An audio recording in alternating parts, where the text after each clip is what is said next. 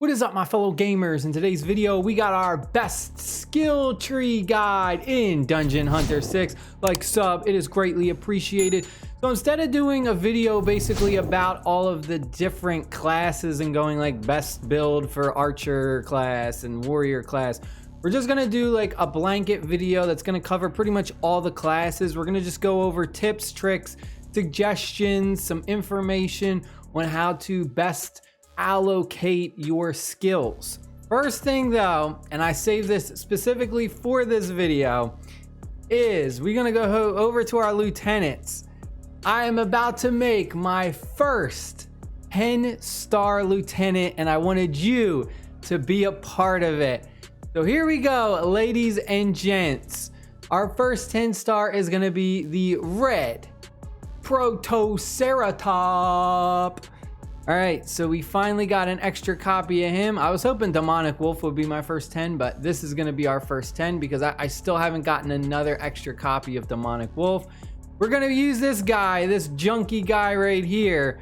We're using, what's his name? The Ruins Guardian. We're using him as food because he's not that great, unfortunately. So here we go. Thank you for this journey on joining with me. There we go. Wow, some huge increases. We've got our 10 stars and we've got our third skill unlocked. I can't wait to see how big of a difference this makes. So I went ahead and this is probably my first #1 tip is a lot of games, they make it so that like the first time you reset your skills, it's free, and then they start to charge you currency. They're like, oh, you gotta pay your premium currency in order to reset again. Really good thing about this game is you can reset as many times as you want. You can reset thousands, hundreds, whatever, and it does not cost you any money, doesn't cost you any type of currency. So because of that, I highly suggest that you experiment with different builds. Allocate your points in different things. Try out different builds, abilities, skill effects. There's really no reason for you not to try and experiment and find the best build that suits you and your lieutenant's play style. Because it's free, it doesn't cost you anything. You can do this as many times as you want. So the first thing is, around, I don't know the exact level. It's like between level 40 and 50, something like that. You're gonna get access to your second skill tree, and this is kind of like your subclass is what I guess you would call it.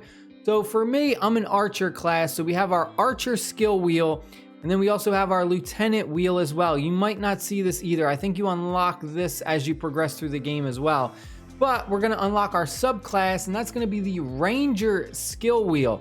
Now we're gonna have access to 2 new skills along with some additional abilities and some things like increasing our dodge rate, increasing our defense, and finally increasing our attack. But out of these 4 skills, the obvious one is you need to have your XP unlocked. So we need to at least have this unlocked because this is like our ultimate skill. Then from there, we have 3 skills to choose from, and we can have 4 equipped at once.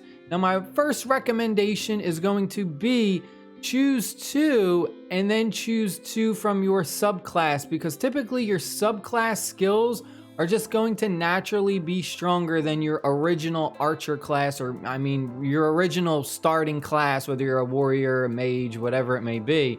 So you really want to take these second skills that you have access to. For archer class, we have the phantom shot and we also have the moon pool. For my instance, I'd go ahead, and if you are an archer class, then I can give you a quick little extra tip.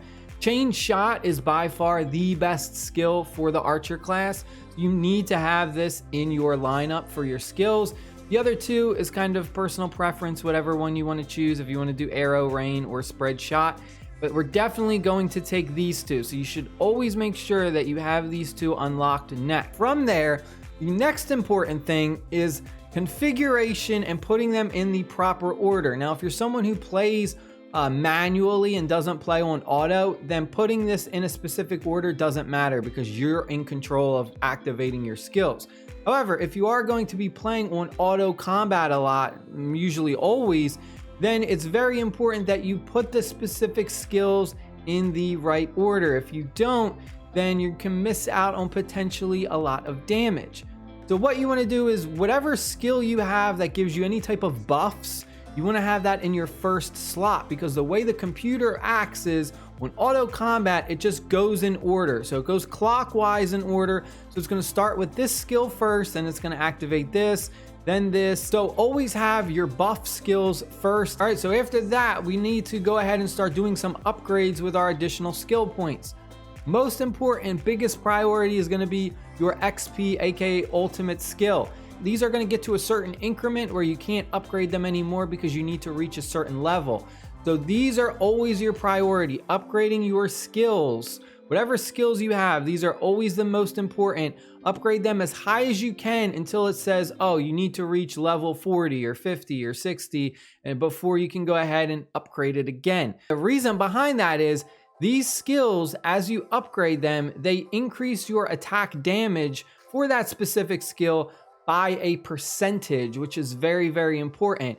And by a percentage means that as we go ahead and we just naturally get stronger from playing the game and upgrading our gear and reforging and all this other stuff, we're just going to deal increased amounts of damage because that percentage scales with our character's growth. Like this, increases our fixed damage of arrow rain by 160. That is a flat stat of 160.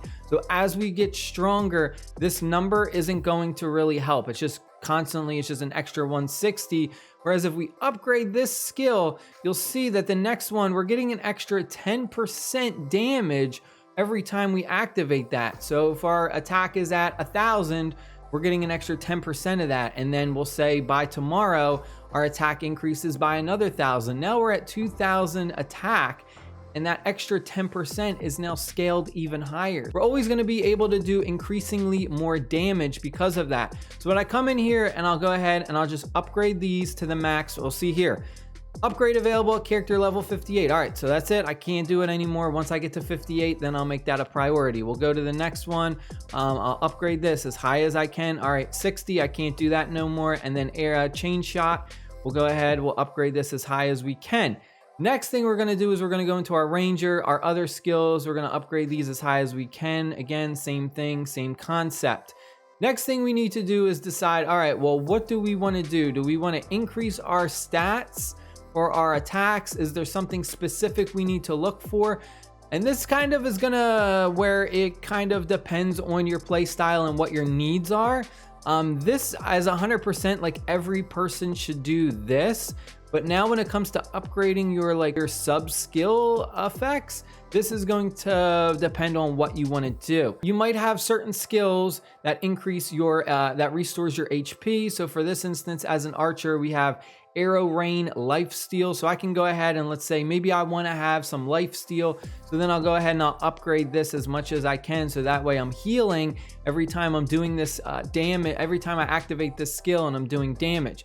This, there's no right or wrong reason. It's just going to depend on your play style and your lieutenants and how you have everything set up. This might be good for you. This might not be good for you. This is where you kind of want to experiment and try what you like. Your main skills should always be prioritized and upgrade to the maximum.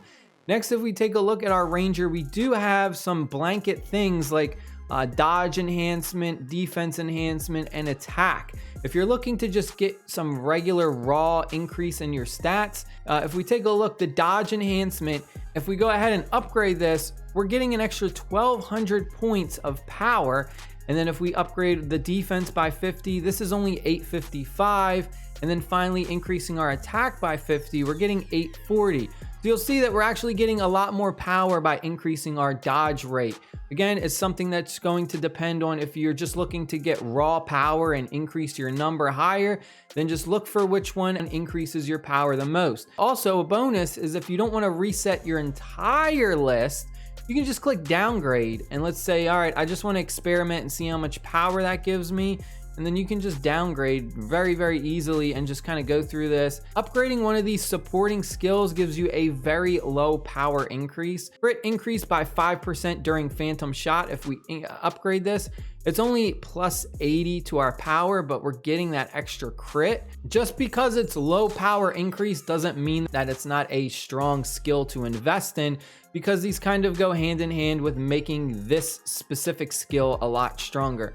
So just be on the lookout. It's not always all about power, but if you are strictly looking for power, then just go through and upgrade these like main stats. Moving on to our lieutenants. Lieutenants, this is probably, I would say, the best skill tree, because once you get into this part where you're upgrading all of your lieutenants' damage bonus, and then like the healing and the damage reduction, you get crazy amounts of power. And this is really strong because this affects all 3 of your lieutenants. Now, depending on which game mode you're in, if you're in PvE content where you can have all 3 lieutenants out, that's when you're going to benefit the most from this. This is what I would say is by far the best one, and I would probably max this one out first. It gives you a pretty big increase to your power as well. But if we go ahead and we get this as high as we can, all the way to 10, you'll see that we're reducing the cooldown of our ultimates by 4 seconds every 20 seconds for all lieutenants in combat. So potentially in 40 seconds, you're getting an extra 8 seconds back, but you're just able to activate your lieutenant's ultimate abilities a lot faster. So this is a number one, like super duper important.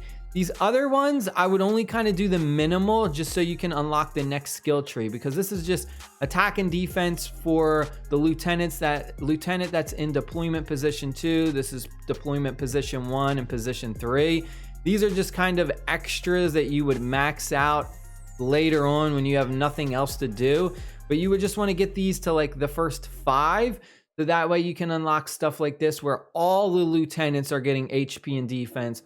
All the lieutenants are getting a damage bonus. The damage bonus one is insane. In fact, I can go ahead and we can just reset this really quick, just so I can kind of show you. If we go and put these just at 5, like this is what I would do. We're just going to get these to the minimum.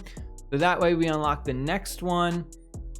And then we're going to have this unlocked, and you'll see we're getting extra 900 right here. Now watch the power increase for this. This one's going to be 1440. So this one's the highest power increase, and all lieutenants are getting a huge damage buff. Now, when you go to split screen right here, where it's lieutenant damage reduction or lieutenant healing, it's going to depend on which kind of lieutenants you have. If you have a lieutenant who's focused mainly on healing, then it should be obvious that you want to do the healing one.